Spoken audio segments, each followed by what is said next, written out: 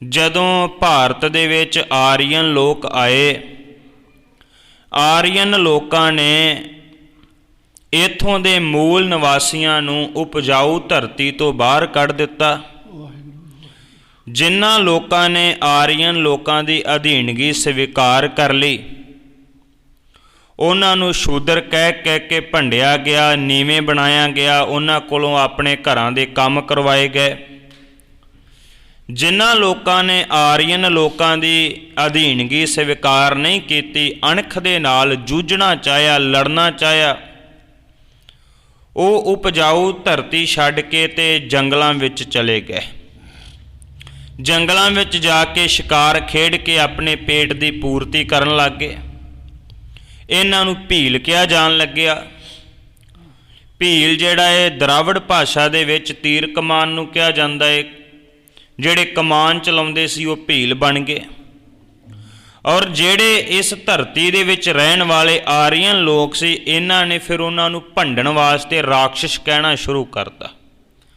ਰਾਖਸ਼ ਜਿਹੜਾ ਸੀ ਉਹ ਆਮ ਕਰਕੇ ਜਿਵੇਂ ਦਾ ਮਨੁੱਖ ਦਾ ਸਰੀਰ ਇਵੇਂ ਦੇ ਹੀ ਉਹ ਲੋਕ ਸਨ, ਪਰ ਆਰੀਅਨ ਲੋਕਾਂ ਦੇ ਉਪਜਾਊ ਧਰਤੀ ਦੇ ਵਿੱਚੋਂ ਕੱਢ ਦੇਣ ਕਰਕੇ ਜੇ ਕੋਈ ਭੁੱਲਿਆ ਭਟਕਿਆ ਮਨੁੱਖ ਜੰਗਲ ਵਿੱਚ ਆ ਜਾਂਦਾ ਤੇ ਉਸ ਬੰਦੇ ਨੂੰ ਵੀ ਖਾਣ ਤੋਂ ਕਦੇ ਗੁਰੇਜ਼ ਨਹੀਂ ਸੀ ਕਰਦੇ। ਗੁਰੂ ਨਾਨਕ ਸਾਹਿਬ ਮਹਾਰਾਜ ਮਰਦਾਂ ਦੀ ਤਰ੍ਹਾਂ, ਸੂਰਮਿਆਂ ਦੀ ਤਰ੍ਹਾਂ ਇਹਨਾਂ ਲੋਕਾਂ ਦੇ ਵਿੱਚੋਂ ਦੀ ਲੰਘ ਕੇ ਗਏ। ਹਾਲਾਂਕਿ ਬਹੁਤ ਵੱਡਾ ਖਤਰਾ ਸੀ, ਜਿਹੜੇ ਬੰਦਿਆਂ ਨੂੰ ਖਾ ਜਾਂਦੇ ਸਨ।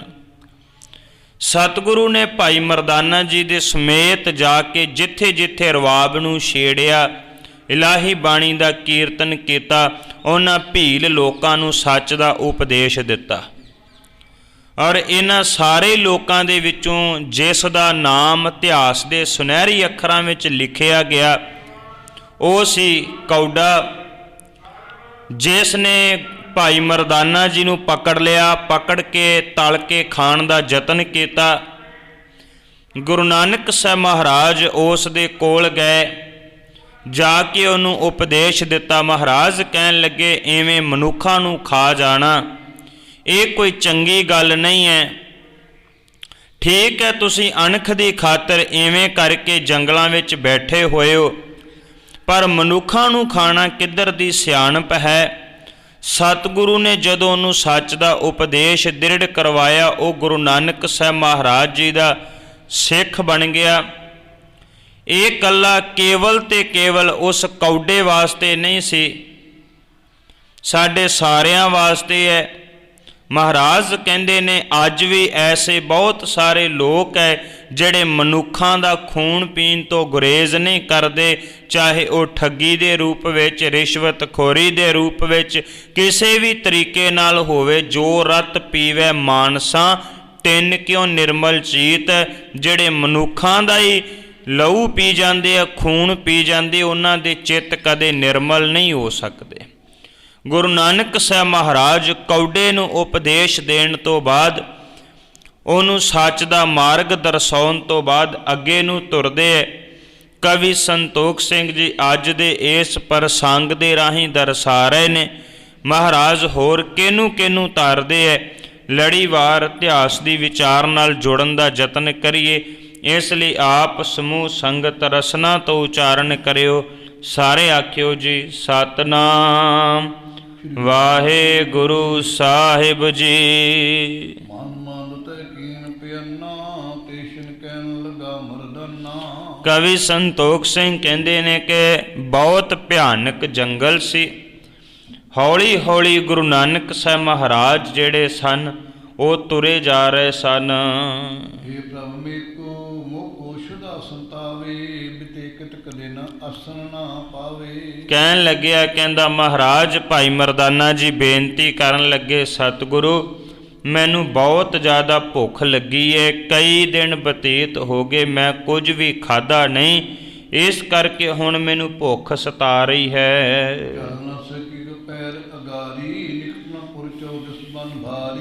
ਕਹਿਣ ਲੱਗਿਆ, ਕਹਿੰਦਾ ਮਹਾਰਾਜ ਹੁਣ ਇੰਨੀ ਭੁੱਖ ਲੱਗੀ ਹੈ, ਇੱਕ ਵੀ ਪੈਰ ਮੇਰੇ ਕੋਲੋਂ ਅੱਗੇ ਨਹੀਂ ਪੁੱਟਿਆ ਜਾ ਰਿਹਾ, ਤੇ ਦੇਖੋ ਚਾਰੇ ਪਾਸੇ ਕੇਵਲ ਤੇ ਕੇਵਲ ਜੰਗਲ ਹੀ ਨਜ਼ਰ ਆ ਰਿਹਾ ਹੈ, ਕੋਈ ਸ਼ਹਿਰ ਵੀ ਦਿਖਾਈ ਨਹੀਂ ਦਿੰਦਾ।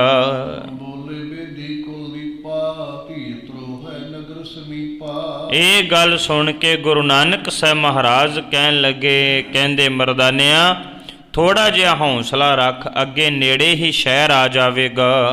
ਇੱਕ ਵਿਲਾਮ ਦੇ ਕਤ ਪਿਆਨਾ ਗਏ ਉਲੰਘ ਸਰਬ ਉਦਿਆਨਾ। ਗੁਰੂ ਨਾਨਕ ਸਾਹਿਬ ਮਹਾਰਾਜ ਇਵੇਂ ਭਾਈ ਮਰਦਾਨਾ ਜੀ ਦਾ ਮਨ ਪਰਚਾਵਾ ਕਰਦੇ ਗਏ, ਕਰਦਿਆਂ ਕਰਦਿਆਂ ਸਾਰਾ ਜੰਗਲ ਜਿਹੜਾ ਉਹ ਲੰਘ ਗਏ ਸਨ।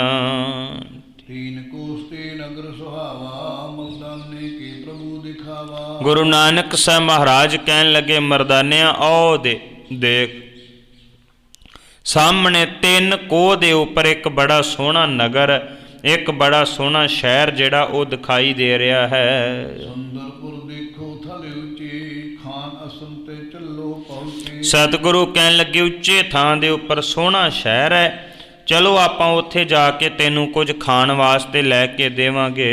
ਸੁਣ ਬੋਲੇ ਹੋਏ ਪ੍ਰਭ ਗੁਣ ਖਾਨੀ ਮਮਸੀਰ ਪਾਬਲ ਤੇ ਹਾਨੀ। ਮਰਦਾਨਾ ਕਹਿਣ ਲੱਗਿਆ ਮਹਾਰਾਜ ਮੇਰਾ ਸਰੀਰ ਬਲਹੀਣ ਹੋ ਗਿਆ, ਹੁਣ ਮੇਰੇ ਵਿੱਚ ਤਾਕਤ ਨਹੀਂ ਰਹੀ ਕਿ ਮੈਂ ਇੰਨਾ ਵੀ ਤੁਰ ਕੇ ਜਿਹੜਾ ਉੱਥੇ ਜਾ ਸਕਾਂ।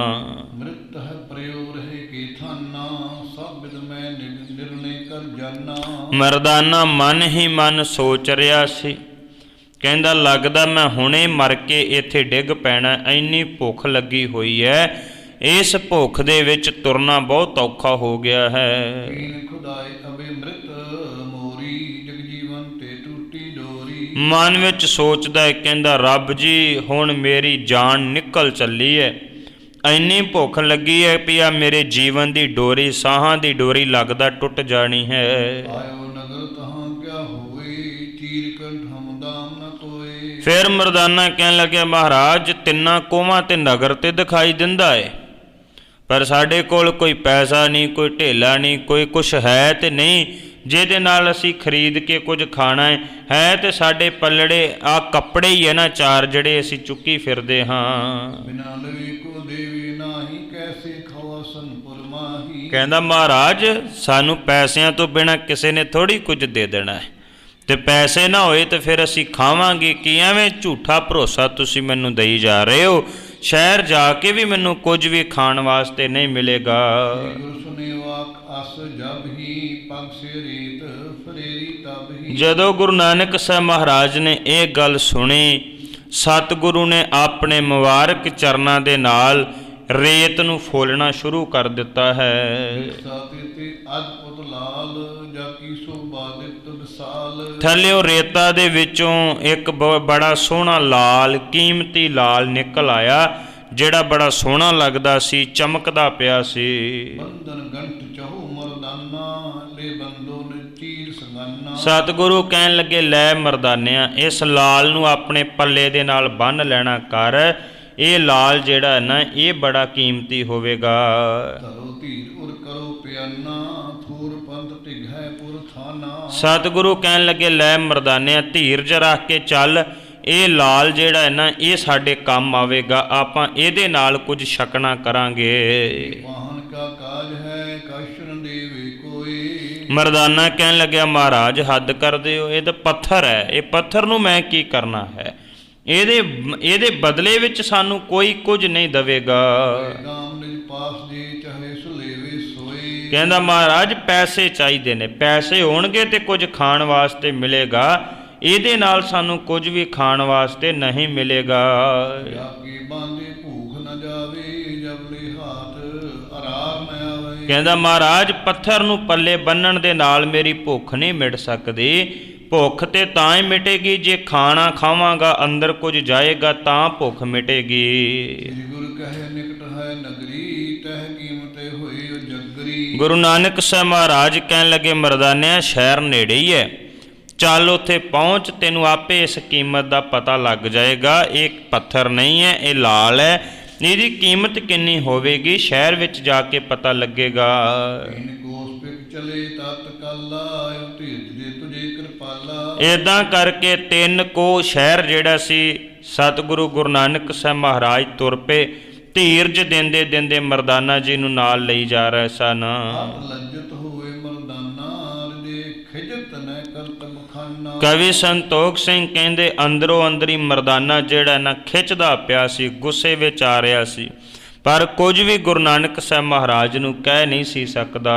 ਮੰਦ ਮੰਦ ਬੇਲੀ ਕੁਦ ਦੀਪਾ ਚੱਲ ਕਰ ਪਹੁੰਚੇ ਨਗਰ ਸਮੀਪਾ। ਸਹਿਜੇ ਸਹਿਜੇ ਚਲਦਿਆਂ ਚਲਦਿਆਂ ਗੁਰੂ ਨਾਨਕ ਸਾਹਿਬ ਮਹਾਰਾਜ ਭਾਈ ਮਰਦਾਨਾ ਜੀ ਉਸ ਸ਼ਹਿਰ ਦੇ ਬਿਲਕੁਲ ਨਜ਼ਦੀਕ ਪਹੁੰਚ ਜਾਂਦੇ ਹਨ।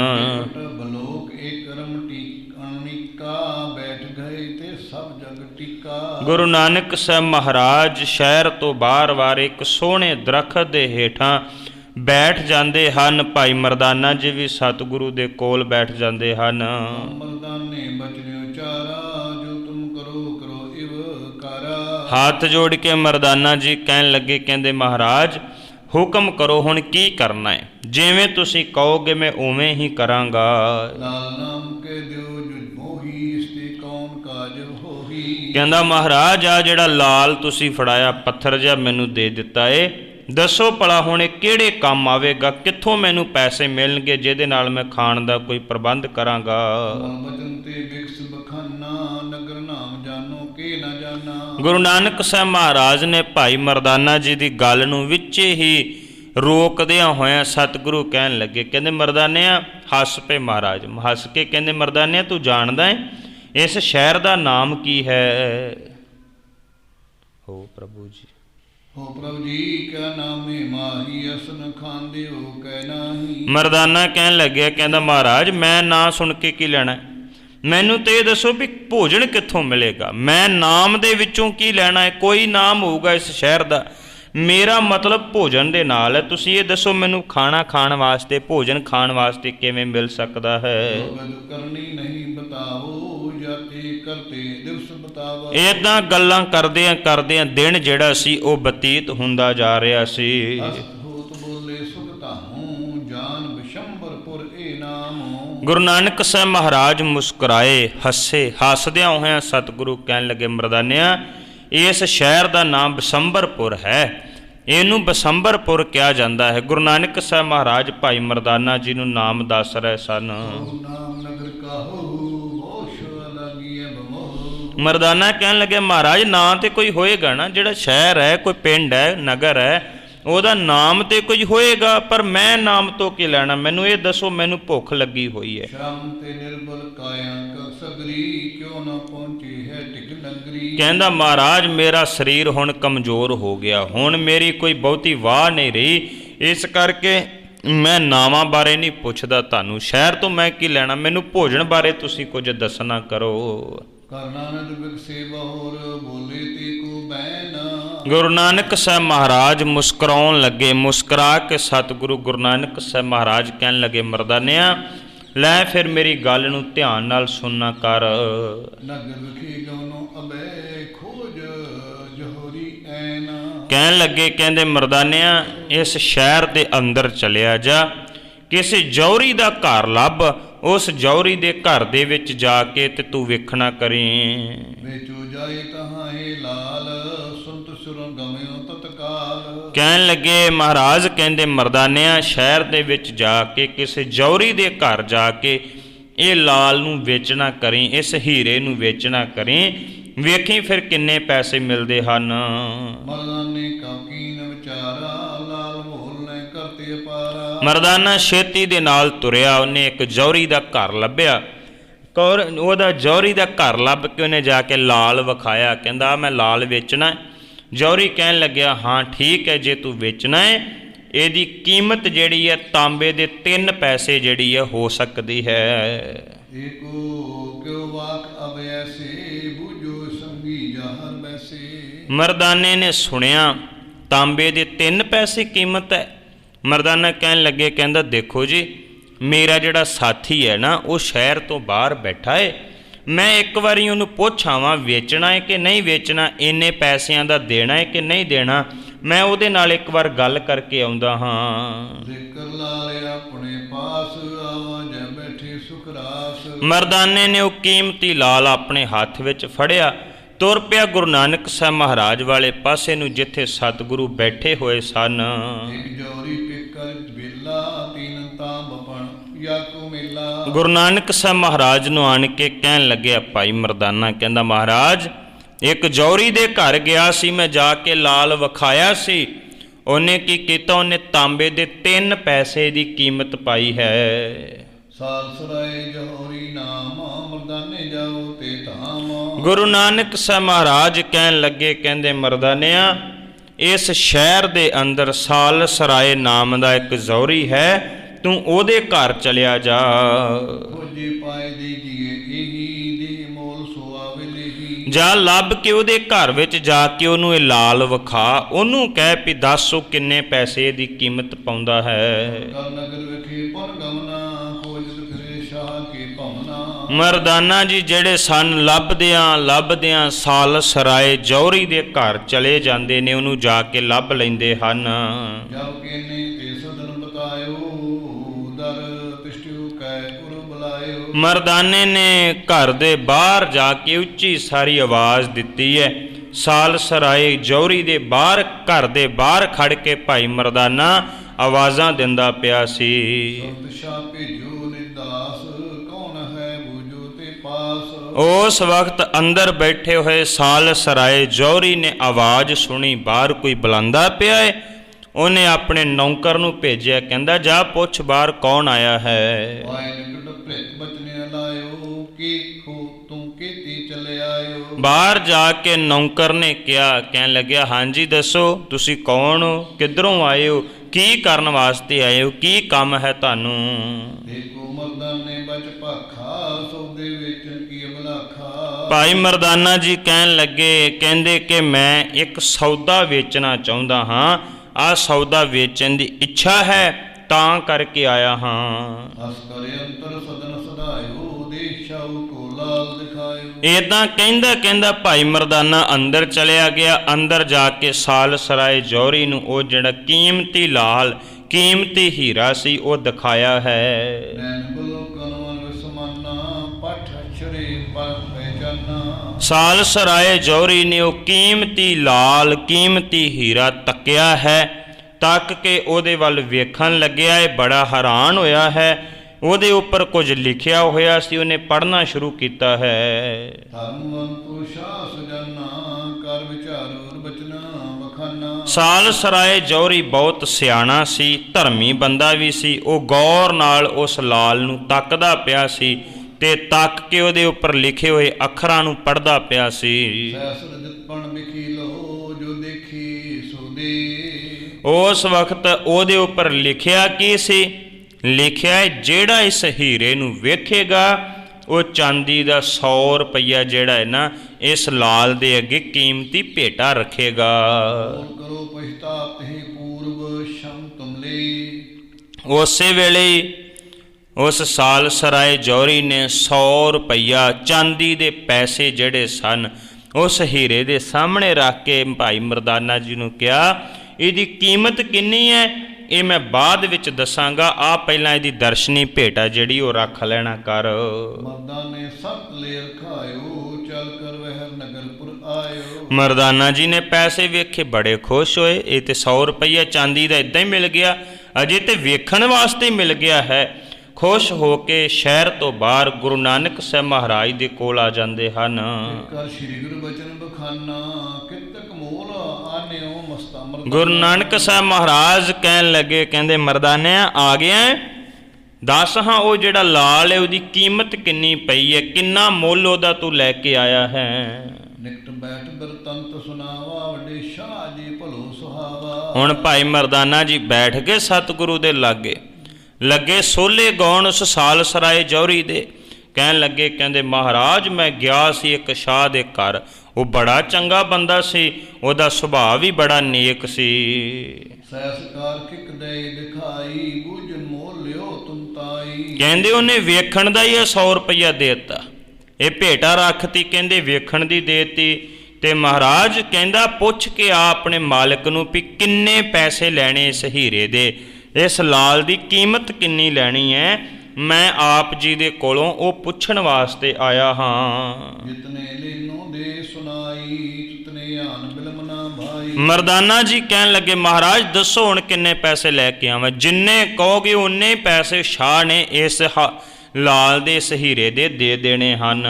ਗੁਰ ਕਹੇ ਸ਼ਾਹ ਢਿਗ ਜਾਹੂ ਜਾਹੂ ਢਿਗ ਸ਼ਾਹੂ ਕਾਸਤਾਂ ਦੀ ਬਹੁਤ ਤੁਝ ਮਾਹੂ। ਗੁਰੂ ਨਾਨਕ ਸਾਹਿਬ ਮਹਾਰਾਜ ਕਹਿਣ ਲੱਗੇ ਕਹਿੰਦੇ ਮਰਦਾਨੇ ਪਹਿਲਾਂ ਇਹ ਦੱਸ ਆਹ 100 ਕਾਹਦੇ ਲਈ ਫਿਰਦਾ, ਇਹ ਕਾਹਦੇ ਵਾਸਤੇ ਦੇ ਦਿੱਤੇ ਉਹਨੇ। ਇਹ ਪਹਿਲਾਂ ਪੁੱਛ ਕੇ ਆ ਸ਼ਾਹ ਨੂੰ ਵੀ ਇਹ 100 ਰੁਪਈਆ ਕਾਹਦੇ ਵਾਸਤੇ ਦਿੱਤਾ ਹੈ। ਕਰਬੂ ਜਵਾਨ ਕੇ ਕੈਸੋ ਦੀਨੇ ਦਾਮਾ ਸੰਤ ਸ਼ਾਹ ਨੇ ਕਬ ਕਹਾ ਜਾਨੀ ਨਾਮ। ਮਰਦਾਨਾ ਜੀ ਚਲੇ ਗਏ ਵਾਪਸ। ਫਿਰ ਸਾਲਸਰਾਏ ਜੌਹਰੀ ਦੇ ਘਰ ਜਾ ਕੇ ਕਹਿਣ ਲੱਗੇ ਕਹਿੰਦੇ ਆਹ ਪੈਸੇ ਕਾਹਦੇ ਵਾਸਤੇ ਦਿੱਤੇ ਐ। ਸਾਲਸਰਾਏ ਜੌਹਰੀ ਕਹਿਣ ਲੱਗੇ ਮਹਿਮਾਨ ਨਵਾਜੀ ਦਿੱਤੀ ਹੈ। ਮੇਰੇ ਘਰ ਕੋਈ ਮਹਿਮਾਨ ਆਵੇ ਕੀਮਤੀ ਚੀਜ਼ ਲੈ ਕੇ ਆਵੇ, ਇਹ ਤੇ ਉਹਦੀ ਦਰਸ਼ਨੀ ਭੇਟਾ ਦੇਤੀ ਹੈ, ਇਹ ਤੇ ਉਹਦੀ ਮਹਿਮਾਨ ਨਵਾਜ਼ੀ ਕਰਕੇ ਪੈਸੇ ਜਿਹੜੇ ਉਹ ਮੈਂ ਦਿੱਤੇ ਹਨ। ਐਸੇ ਲਿਖਿਓ ਲਾਲ ਪਤਈ ਸਹਿਸ ਰਜ ਪਤਨ ਦੇਖੇ ਦੇ। ਸਾਲਸਰਾਏ ਕਹਿਣ ਲੱਗਿਆ ਇਸ ਹੀਰੇ ਦੇ ਉੱਪਰ ਲਿਖਿਆ ਏ ਜਿਹੜਾ ਇਹਦੇ ਦਰਸ਼ਨ ਕਰੇਗਾ, ਜਿਹੜਾ ਇਹਨੂੰ ਵੇਖੇਗਾ ਉਹ 100 ਰੁਪਈਆ ਅੱਗੇ ਭੇਟਾ ਰੱਖੇਗਾ। ਔਰ ਕਹੇ ਸੋ ਦੇਉ ਲਾਲ ਮੋਲ ਤੁਮ ਦੇ ਕਬ ਲਿਓ। ਕਹਿੰਦੇ ਇਹ ਤੁਸੀਂ ਰੱਖੋ, ਤੁਸੀਂ ਇਹ ਦੱਸੋ ਵੀ ਇਸ ਹੀਰੇ ਦੀ ਕੀਮਤ ਕਿੰਨੀ ਲੈਣੀ ਹੈ, ਲਾਲ ਦੀ ਕੀਮਤ ਕਿੰਨੀ ਲੈਣੀ ਹੈ। ਜਿੰਨੇ ਪੈਸੇ ਕਹੋਗੇ ਮੈਂ ਓਨੇ ਹੀ ਦੇ ਦੇਵਾਂਗਾ। ਸੰਕਰ ਪੁਨਿਆ ਵਾ ਮਰਦਾਨਾ ਸ਼ਾਹ ਬਚਨ ਕੁਝ ਪਾਸ ਬਖਾਨਾ। ਫਿਰ ਭਾਈ ਮਰਦਾਨਾ ਜੀ ਗੁਰੂ ਨਾਨਕ ਸਾਹਿਬ ਮਹਾਰਾਜ ਦੇ ਕੋਲ ਵਾਪਸ ਆ ਗਏ। ਆਣ ਕੇ ਸਾਰੀ ਗੱਲ ਜਿਹੜੀ ਹੈ ਸਤਿਗੁਰੂ ਨੂੰ ਦੱਸਣਾ ਕੀਤੀ ਹੈ। ਸੰਕਰ ਪੁਨਮਤ ਆ ਮਰਦਾਨਾ ਸ਼ਾਹ ਬਚਨ ਗੁਰ ਪਾਸ ਬਖਾਨਾ। ਗੁਰੂ ਨਾਨਕ ਸਾਹਿਬ ਮਹਾਰਾਜ ਦੇ ਕੋਲ ਆਣ ਕੇ ਭਾਈ ਮਰਦਾਨਾ ਜੀ ਦੱਸਣ ਲੱਗੇ ਵੀ ਸਾਲਸਰਾਏ ਜੌਹਰੀ ਨੇ ਕੀ ਆਖਿਆ ਹੈ।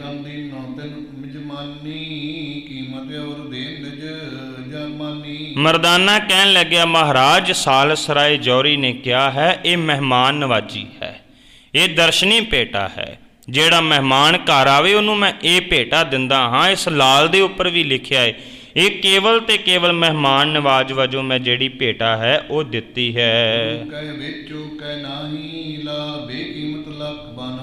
ਗੁਰੂ ਨਾਨਕ ਸਾਹਿਬ ਮਹਾਰਾਜ ਕਹਿਣ ਲੱਗੇ ਕਹਿੰਦੇ ਮਰਦਾਨਿਆ ਚਲ ਹੁਣ ਤੂੰ ਦੱਸ ਵੀ ਇਹ ਲਾਲ ਆਪਾਂ ਵੇਚੀਏ ਕਿ ਨਾ ਵੇਚੀਏ। ਆਪਸ ਵਿੱਚ ਸਲਾਹਾਂ ਕਰਨ ਲੱਗੇ ਹਨ।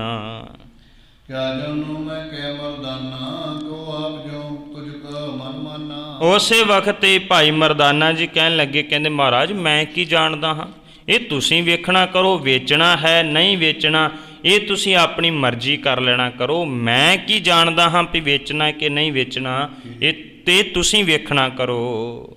ਸ੍ਰੀ ਗੁਰੂ ਕਹੇ ਨਾ ਲਾਲ ਇਹ ਲਖੋ ਨਾਮ ਕਰਤਾਰ। ਗੁਰੂ ਨਾਨਕ ਸਾਹਿਬ ਮਹਾਰਾਜ ਕਹਿਣ ਲੱਗੇ ਕਹਿੰਦੇ ਮਰਦਾਨਿਆ ਇਕੱਲਾ ਲਾਲ ਹੀ ਨਹੀਂ ਹੈ, ਇਉਂ ਸਮਝ ਲੈ ਪ੍ਰਮਾਤਮਾ ਦਾ ਕੀਮਤੀ ਨਾਮ ਹੈ। ਚਾਹੋ ਰੱਖੋ ਪਾਇ ਨਿਜ ਚਾਹੋ ਕਰ ਬਿਵਹਾਰ। ਗੁਰੂ ਨਾਨਕ ਸਾਹਿਬ ਮਹਾਰਾਜ ਕਹਿਣ ਲੱਗੇ ਕਿ ਦੇਖ ਲੈ ਤੇਰੀ ਇੱਛਾ ਹੈ, ਜੇ ਰੱਖਣਾ ਹੈ ਤੇ ਰੱਖ ਲੈ, ਜੇ ਕਹਿਣਾ ਤੇ ਦੇ ਦਿੰਨੇ ਆ। ਗੁਰੂ ਨਾਨਕ ਸਾਹਿਬ ਮਹਾਰਾਜ ਉਸ ਲਾਲ ਨੂੰ ਕਿਵੇਂ ਸਾਲਸਰਾਏ